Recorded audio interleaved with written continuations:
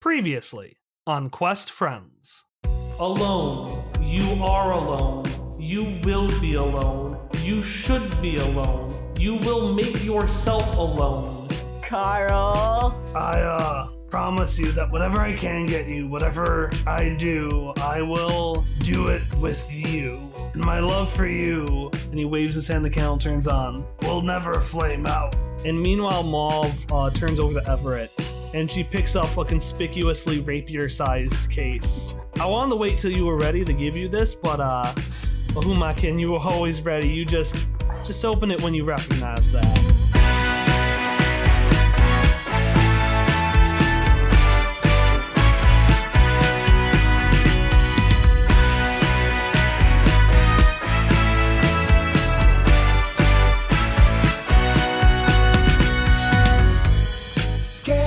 Okay, so after the evening's incidents, Hopper at this point, by the way, is probably just finally getting the quail to bring upstairs, so he's still doing the stuff from last episode, but we've got some stuff for everyone else. So I know that things have been kind of irregular, but I would imagine that when it comes to evening, you all kind of slip back into your routines. So Ellie going back to her room, Shock going back to his room, and then Misha maybe a little more apprehensively, but walking around the prodigious, while Jesse follows them around. Misha, I think this time is not actually even going to walk around. They're just going to stay in their room, kind of staring at a wall. They don't even have the energy to put Jesse to sleep. They can do whatever they want. Okay, well that's good, because Jesse gets very excited to go explore things and actually bounds out of the room like a dog ready to go on a walk. Oh, okay. Do you follow or do you stay in the room? No, Misha doesn't notice. They would in other instances, but they're just staring at a wall right now. Sounds good. Ellie goes back to her room that is filled with more and more fathers. Yeah, actually, that's the funny thing. So, Ellie, you get back to your room, and you open up the door, and just a pile of fathers fall out. These self-replicating feathers have replicated so much that they have literally filled every square inch of your room. And as hard as you push, there is no getting inside there. It is too soft. It just scoops you up and spits you back out. I'm not even that upset about it. I've been sleeping on the floor anyway. So what do? Well, I haven't been sleeping that much, actually. I've been busy being sick, and then I was busy going and piling things in front of Ray's door. I guess I'm gonna... What time is it? Is it, like, late? It's like it's bedtime. It's night. I'm gonna go see Ray. Ray opens up the door. She is in her pajamas at this point. It's the same as her regular outfit. She just doesn't have the coat. The dress is more of like a nightgown, and she does, in fact, yes, wear slippers. Ellie thinks they're adorable. Because they are. Yeah. And she opens up the door and immediately goes, Ellie, is something wrong? Is there an emergency on the ship? No. I sort of accidentally filled my room with fathers. She just turns. How many people are on this boat? Ellie, how many people did you bring on this boat? Feathers, they're feathers, but then the fathers, because they're the ones that I didn't realize, but they're the ones that make more, and now I can't go into my room. Oh. Yes, I understand. Not fathers, but fathers. Well, that makes sense. And she walks back through the door and walks into her room, but leaves it open. Just to check, does this mean I can come in? Yes, you're invited in. Well, I'm gonna go into that room. Ray's room is immaculate. Its careful arrangement draws your eyes past the painted wood chair by the door, over to a neatly arranged desk behind a tall chair, and all the way beyond memorabilia of family and friends back to the doorway again. The earthly scent of reading candles brings your mind back down to the ground. You forget that candles could be this comforting. But honestly, everything in this room is comforting. In fact, the only part of the room that isn't perfectly put together is a pile of birthday gifts given to Ray by an unknown admirer. And while she hasn't found a place for these items to call home yet, the care she has given them is unmistakable. And Ray sits down in her rocker chair, and in the middle of a pile of bricks, pulls out a disguised book and opens it up. Bit of a rebel there, Ray, huh? Bringing books aboard. I've fought in rebellions, Ellie. This is nothing. Yeah, I know. And Ellie's, a look passes over her face, the little, sparkling eyes, you're so cool, when Ray says she's fought in rebellions. And she actually gets really excited, and she says, well, actually, I've been talking to other professors, Professor Kubo, in fact, and I found some very interesting evidence about this jagged dream situation that I'd love to go over if you have the time. Yes, that would be great. I don't know. Why didn't I think of that? Never mind. Yes, please tell me all of the things that you know. And Ray, instinctually while reading the book, just waves her hands and just casually says something that she actually said a lot when you were dating. And she says, well, you have your talents and I have mine, and that's why we work together so well. And she immediately just follows it up by pointing and just continuing to talk about the jagged dream stuff. So I've learned some very interesting things about this Ezra. Not only the abilities that they can do, very interesting the connection to Stratic life. My theory that I'm posing together after a little bit. And Ellie, I imagine you're paying some attention to what Ray's saying. But as sometimes happens when you're invited over to somebody's house at night to do homework, you might be a little distracted. What's going on in Ellie's brain? Ellie genuinely is listening, but there's definitely a little part of her that is just not sure how to handle this situation. She's not really gone to people's houses at night to do homework, and she's just kind of flipping her hands over uncomfortably, fiddling with her fingers. She's just really not sure, what to do. She's just standing there awkwardly, but she is listening. Okay, good. So anyway, she continues talking, and eventually it goes from there. It starts with conversation about Ezra. It moves on to further conversation, just learning a bit about your allies. How did you even meet these people, Ellie? So, these were the people I met when I unleashed a world-ending cloud of spiders. Oh, one of those Ellie stories, all right. And she turns over and she pulls out a bottle of wine and 2 glasses. I think we might need some of this then. You gonna let me drink one of those, or are they both for you this time too? I can put this away at any time. No, that's not necessary. I was making a funny, doing funny joke. It wasn't very funny. I'm sorry. Ray laughs. All right, and we're gonna cut away if that's okay. But also, what was that conversation about Ezra, Kyle? I feel like that was something. Yeah. Emily said she was listening. That feels like something that we and the listeners are entitled to. Okay. Here's the down low. I'm gonna give you 3 facts. 3 facts about Ezra. Okay. 1. Ezra is selfish, not a team player. 2. When Ezra said that they would give Anastasia power during the coup of Ankuan, that was meant very literally. For a period, it was almost like Anastasia was slinging spells out there. And 3... Do you have any theories on how Ezra could have taken control over Misha? Well, it seems that perhaps being in an elevated emotional state makes one more susceptible to the influence of the jagged dream. After all, from what I've heard, it sounds like your friend was rather compromised after the Salt and Pepper rally. Although that is a peculiar thing. Your friend is a machine, correct? As far as we know. Well, from what I've read about the tattoos, Ezra should not have been the one to influence Misha. Patience over machines, action over organic, strife over stratic.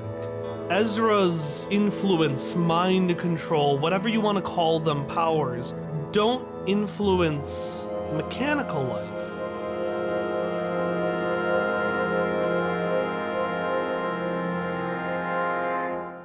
They influence life from the data sphere. speaking of Misha, Shock, as you go back to your room, you can see Misha is sitting there with the open door. Jesse hasn't left yet. They're still bouncing around the walls. Jesse's sleep schedule is so messed up. Shock will wait for Jesse to leave. Just standing there. Pew, pew, pew, pew, pew, pew. Jesse is down the halls, God knows where. Look, Jesse is a fucking adult. They can take care of themselves. Okay, one of those statements is true. You decide.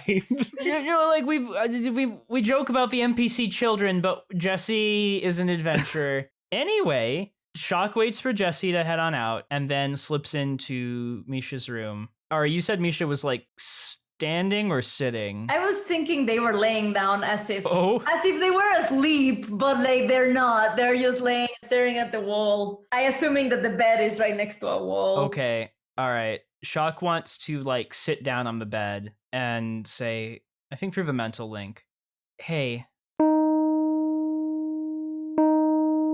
it's okay if you don't want me to be around right now, but I thought you might not want to be alone.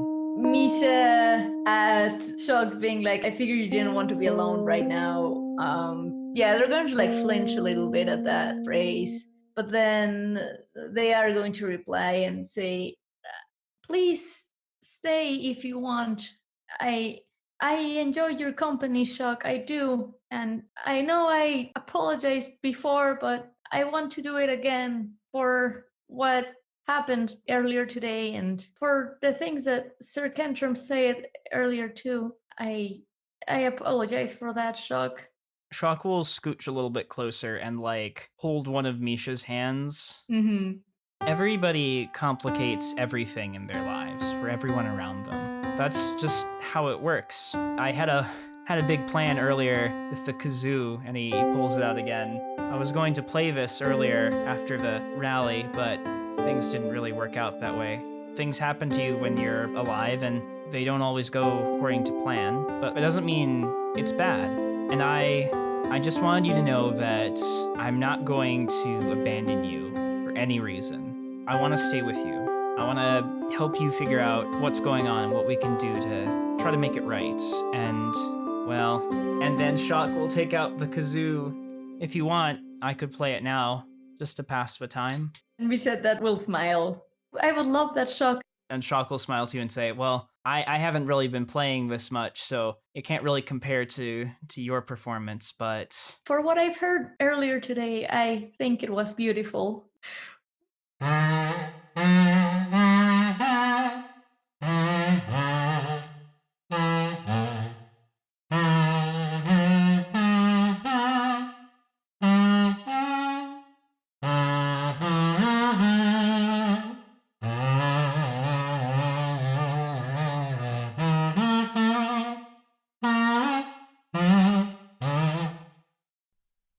Is that song a reference to something? It's Persona 5! That's, I swear to my bones, that's the emotional song that plays in everything in Persona 5. I mean, I don't think I did the first part right, but I did the chorus bit right. I believe you. Damn it! Fuck! Yeah, because I was like, is it the battle song? No. No. Is it the jail song? No. And so I was trying to think which one it was. It plays when you name the Phantom Thieves and during, like, particularly emotional moments. I know that you haven't reached all of those moments yet, but... my brain is just filled with...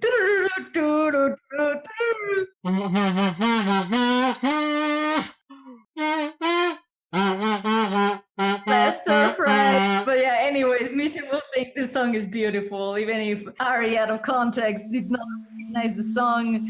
And they will be like, see, I told you it would be beautiful.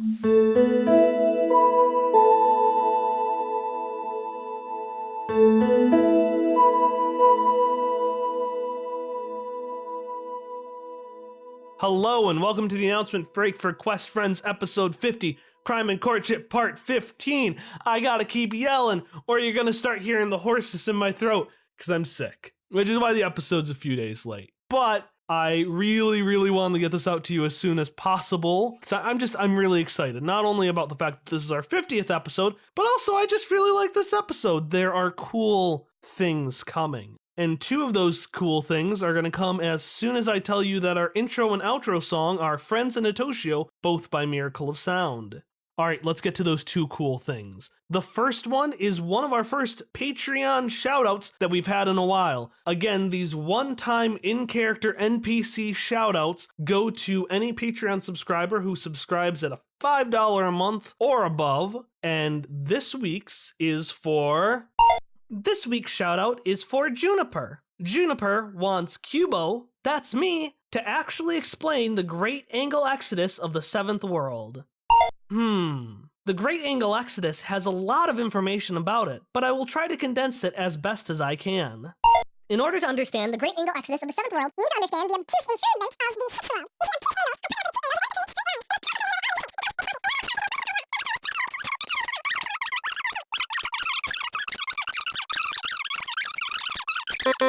Oh dear, I'm afraid that's entirely too much information to contain in a single sentence. Therefore, I will say the short version. Left triangles were originally created as a way to counteract the evil acts of acute angles. Unfortunately, in addition to having a left angle, left triangles also included two acute angles and completely failed at their job. Therefore, they were exiled from the planet. All right, thank you so much, Juniper, for that ask, and thank you so much, Cuo, for that explanation, even if I don't really understand it any more than I did before. It's fine. And who knows, maybe I'll untangle that longer, rambling explanation and just kind of throw that up online somewhere. Maybe to the Patreon subscribers. In addition, we have another announcement, and that is we are going to be at C2E2.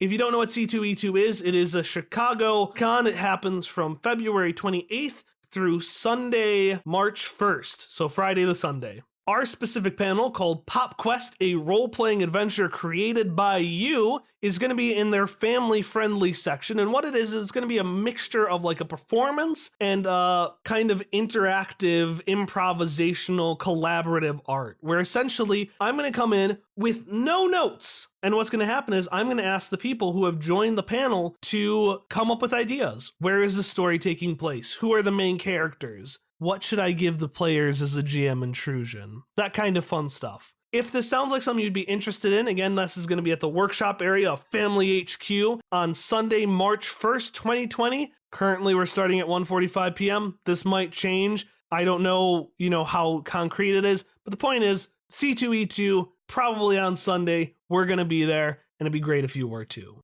All right, that's all I've got for you today. Thank you so much for listening to the past 50 episodes of Quest Friends, and I'm excited to join you on many, many more. Starting with our next episode, which will be released on Monday, January 20th. I'll see you then.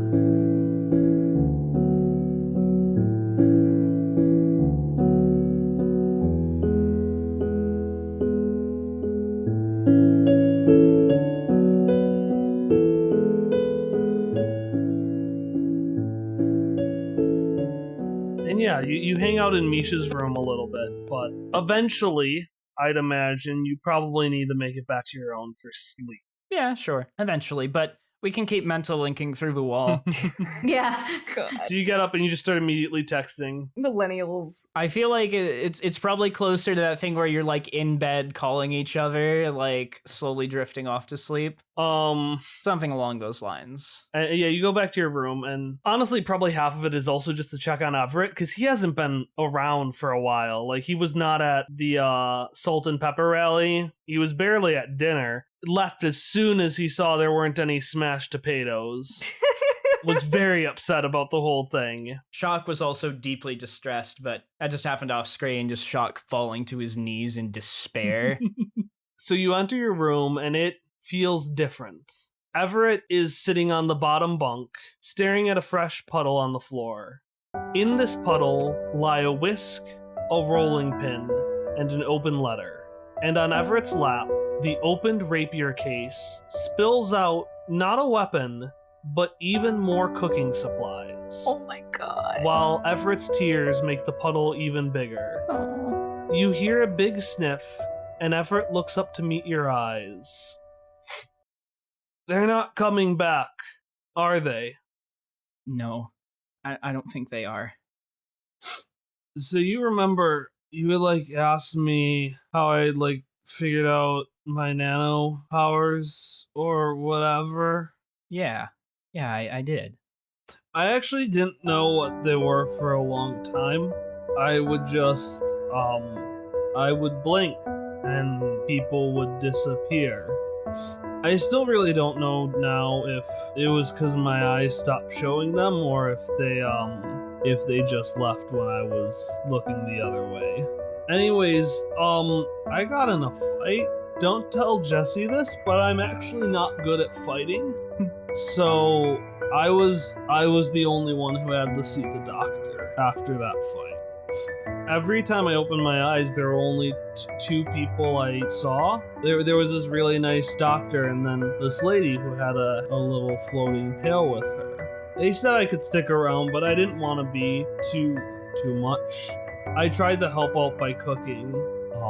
They always said they liked it, and it was nice. It was nice to close my eyes and realize everything was going to be in the same place when I opened them. And now it isn't. Shock, if Everett will let him, will come sit on the bed also. I don't know what it's like to be that scared in that way. I've had different reasons for being afraid, a lot of them, and I've been alone for a long time too, but it wasn't quite like that. We can't get them back, but that also doesn't mean everyone is gone. But like, what if they are? We were in Charmande, and then we were in a city that had, I think, a revolution?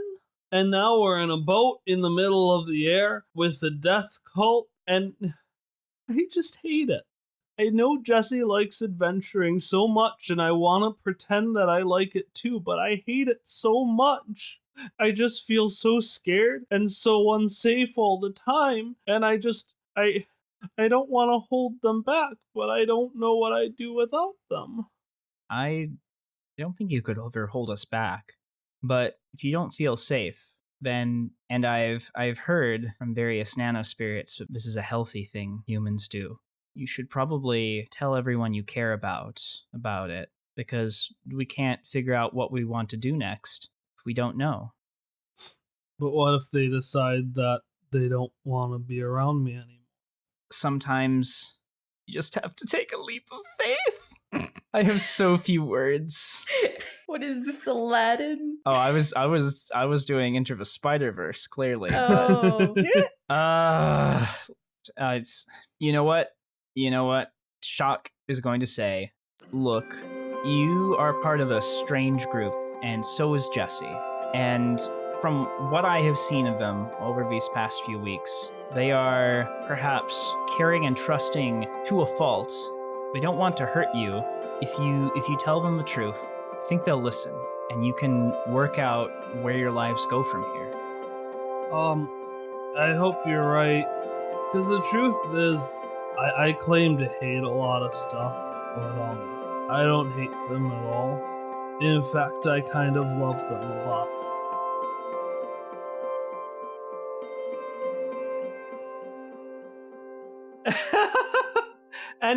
Anyways, that's how this whole cookie campaign started. It's really quite sweet.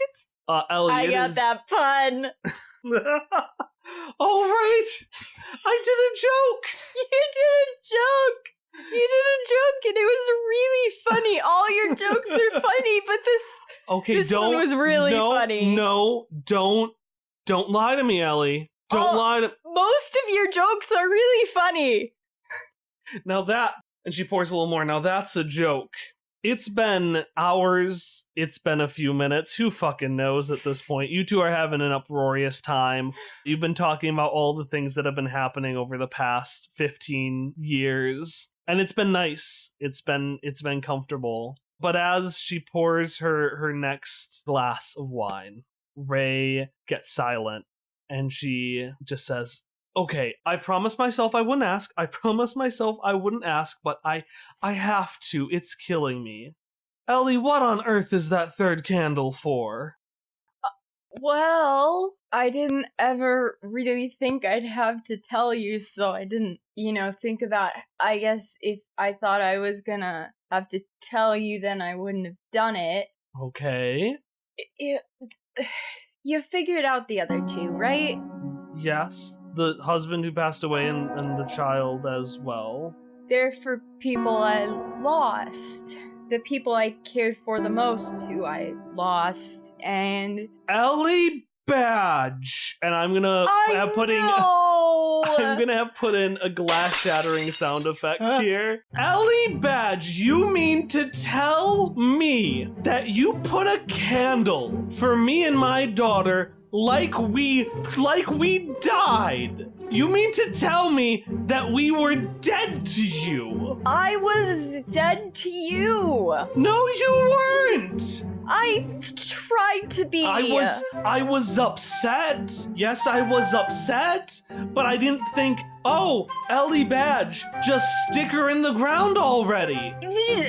Well, it wasn't an actual, it was a death of dreams. Oh, a metaphorical death. I've had breakups too, Ellie. I'll have you know. Sarah's father might as well be dead to me, but you don't see me marking a gravestone with him on it. Well, it was just like I already had the two. So might as just it felt throw like us the end on of the world, and I didn't know how to handle it. I don't know how to handle this. I don't know how to handle this. Ellie. It wasn't the smartest. I wasn't thinking, and in the moment, it felt like I was... And then I couldn't put it out because I had lost you. And I know So So we're still lost then? Is that what you mean to say? It sure... Sarah can't forgive me. And how do you expect other people to move on, Ellie? How do you expect other people to try to move past something when you're announcing it every second you're around? Well, no one knew, so it was fine. I could just stew by myself. Yes, by yourself, the thing you're so exceptionally good at. This was silly. Then she starts putting some of the stuff away. Ray, please, I don't have the right to ask, but will you listen just for a minute? She crosses her arms and sits down in her rocking chair. I didn't know how to handle a lot of things, and for way longer than I should have, I didn't think at all about how me not handling things would affect other people. I'm not gonna claim that I have all that much figured out, but I've learned a lot, especially recently with Zoe, and I guess it just felt so normal to have them lit. I never took the last step, and now I'm here, and I want to put them out, but I don't know. I said I was gonna have a family with Carl, and so I felt like I couldn't have a family with you. Do you think that I'll ever be able to talk to Sarah again? Ellie, when I met you, I knew very quickly what those candles were. Now, between now and then, there's a lot different. There's a lot more to answer for. But that doesn't make it too late. The only thing time's done is just added more things to work on. I think it's up to her to decide. But I think if you're willing to put in the effort, just know that she's going to make you put in a lot more effort than I have. That feels about right. I didn't get to talk to her, but I'm glad I got to see her, and I'm glad I got to see you. Ray, is there some place where I could just sit alone for a minute?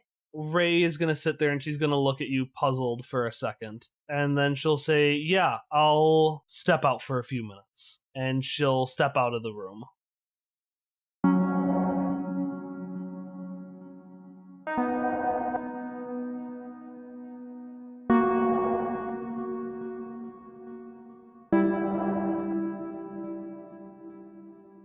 So Ellie is going to take the hat off of her head and set it very gently in her lap and just stare at it for a minute. Look at the 3 little flames.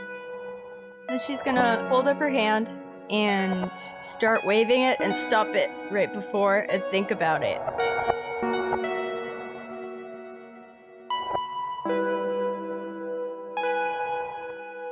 She's going to wave her hand in front of the first candle, or I guess the third candle, the candle for Ray and Sarah. And she's going to look at the second candle, well, the first candle, the one for the baby, and she's going to wave her hand in front of it. And Carl's candle?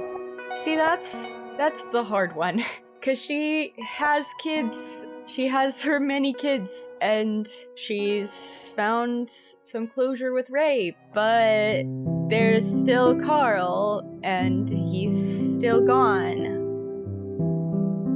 As she waves her hand in front of Carl's candle, Ellie is going to hum to herself.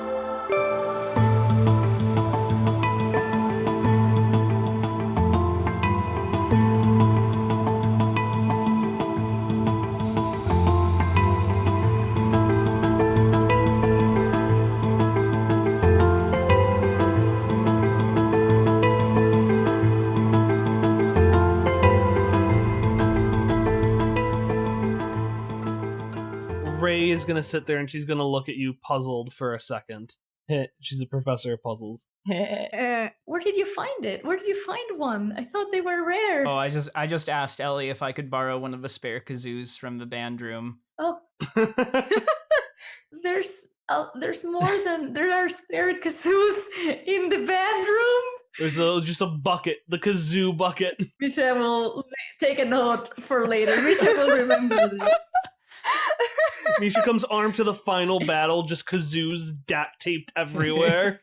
And that'll be the credit. That'll be the mid-episode break. Mid-episode? What? What else is there? Well, you gotta ask Misha out.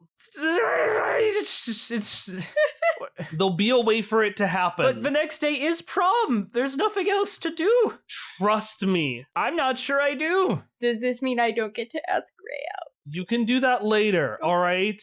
We're not gonna be like, hey, we're talking about Ezra. Date me, please. It was like, forget the proligarchy. All of these plans just... Kyle's like, oh, wouldn't it be fun if your date was interrupted by some genuine trauma? I know, right? What if it was now impossible to ask someone out on a date because trauma happened right now? I know, right? Guess prom's fucking canceled. I had a plan. A plan for what? Trauma? We'll get there. Don't worry about it.